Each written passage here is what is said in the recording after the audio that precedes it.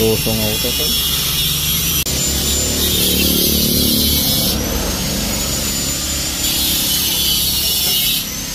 Tatlo, sampu lang bago.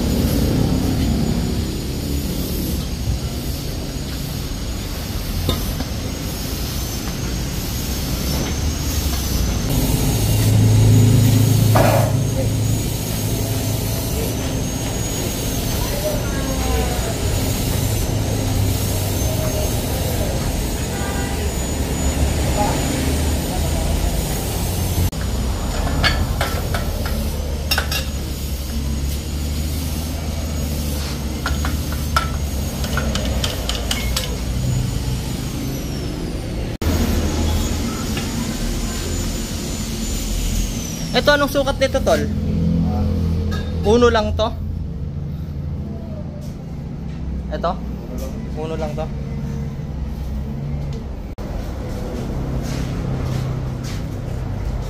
Uy, kailan? Hindi red. Ang gagawin? Red.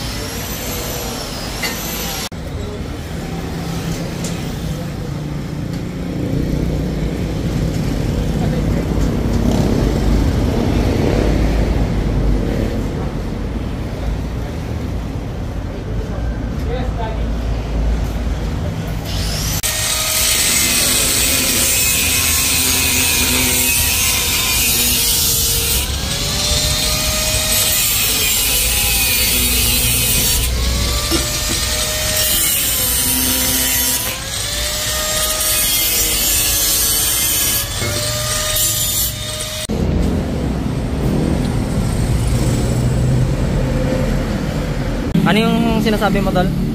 Eh, centralize lang natin dito dapat para hindi natama dito. Oo, para pagka nagbabounce no. Tapos hindi mo rin siya pwedeng gitna dito kasi nabago rin to. Hindi mo siya pwedeng ganan dyan. Oo. Lalabas mo lang pwede mo tiyan. Bounce siya, may laro yan dito. Yan. Lalo pagka natagtag no. Yan ang lapat niya, halos pantay. Halos pantay lang tayo sa gitna. Eh sa mga gustong magpa-elbow ng mga kargado no, pwede. Tsaka yung anong sabi mo dito tol, papalitan natin dito. Papalitan natin dito ng uno. Kasi yung issue nun, pagka diretsong ganito. Tungaw naman tayo dito, walang buwelo ang hangin mo. Kasi yung butas natin pare, uno lang. Oo. Uno lang yung pinaka-plunger natin eh. Hanggang sa sakto na ito. Uno lang yun eh. Tsaka yung sabi mo, mahirapan magtornilyo no? Mahirapan tayo magtornilyo. Kasi ganun ang lapat na no.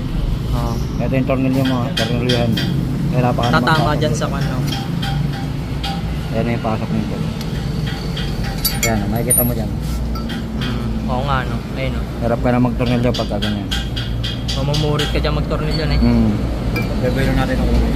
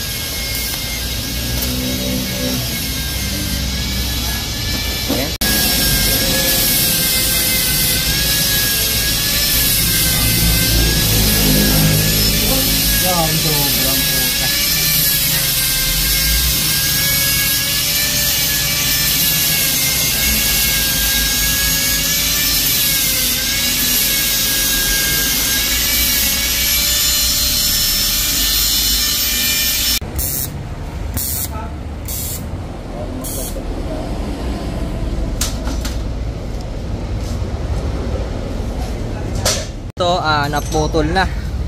Yan, nililipat na lang din natin yung kanya, anong tawag dito? Bank sensor.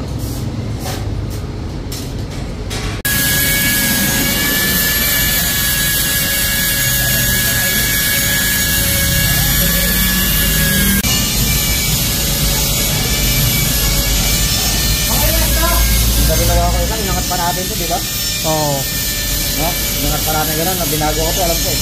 Kaya nga.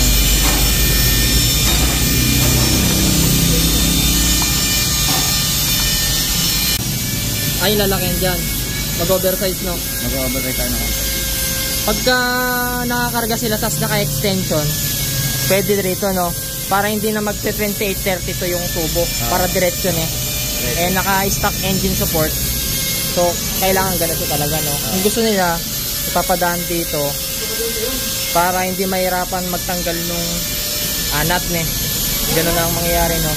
Kasi may tinatamaan kasi yan to eh. Pinasero-sero kasi natin lahat dito eh. Kaya pinadaan natin yung dito.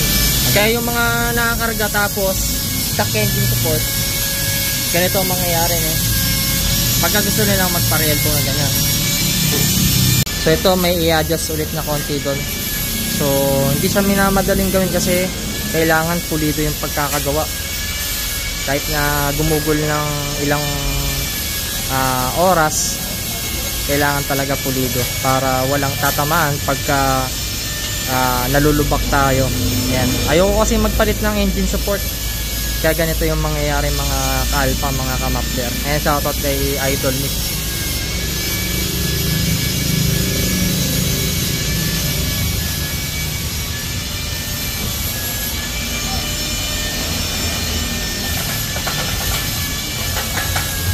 Nag-adjust ng konti ron eh para papasok, no?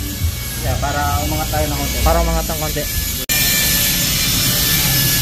Dito, no?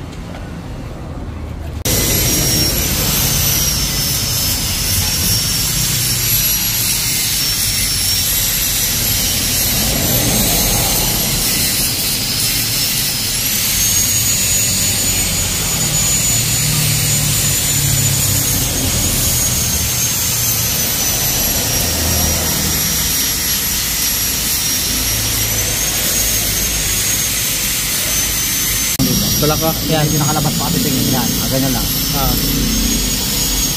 Okay yan? Ayan.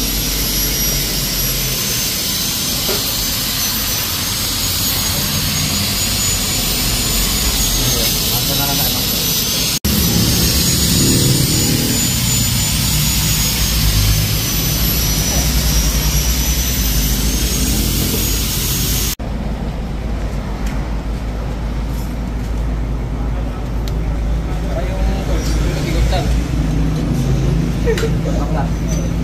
So yun nga mga kalpa, no, na re-elbow na nga dito yung motor natin. So 2832 siya. Ayan, para sa mga click 160 na kargado. Ayan mga kalpa. Ayan, namatay siya, ibig sabihin wala siyang singaw.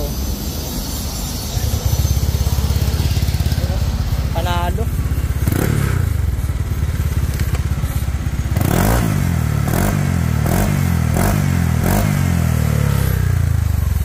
Sa mga gustong magpa-re-elbow ng nakakarga yung makina, visit lang kayo dito sa Mendoza Brothers Muffler Steel and Stainless Fabrication. So along the highway lang ito sa Zone 1, Barangay Salapungan, Tarlac City. Tapat lang ito ng Victoria Motor Parts Trading. So dito maraming mga nagpapagawa rito, puro mga kalkal, re-elbow. Ayan. So ito, kalkal naman to. Sunod JBT. Tal.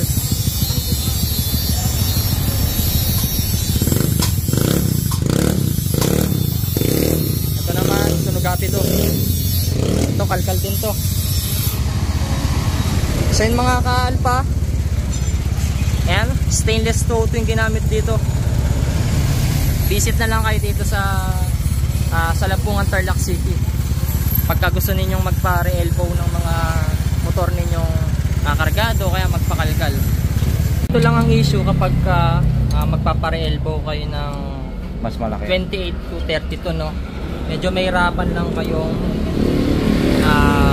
tanggal tsaka kabit nung bolts doon eh. Kasi ganun talaga pagka nagpalaki eh. Medyo didikit talaga yung tornilyo kasi malaki na yung elbow. Panggipitan talaga, no? Ito, ipapalagay na rin natin yung bang sensor, isisingit na rin.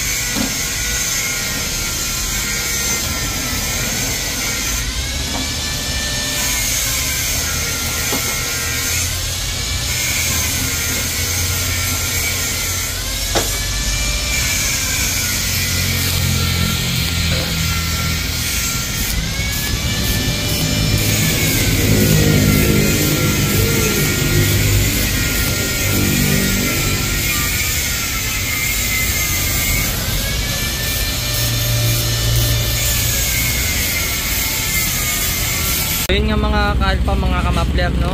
Tapos na nga ma-re-elbow tsaka ma-installan ng bang sensor itong JBT 5 natin na version 3. So ayan na siya. Ayan, wala siyang singaw. Ang mahirap lang dito kapag higpitan natin itong tornilyo dito sa kaliwa. Nahirapan kayong higpitan yan. Ayan, banda dito. So ito, all goods na mga kalpa, mga kamapler. So kapag kargado yung motor ninyo at gusto ninyong magpa-re-elbow, visit lang po kayo dito sa Barangay Salapungan, Tarlac City, kay Mendoza Brothers Muffler Shop. Ayan. So ayos na yung motor natin. Pakita natin yung detalye dito. Malayong malayo yung space dito. Pati dito pagka nagpe-play yan,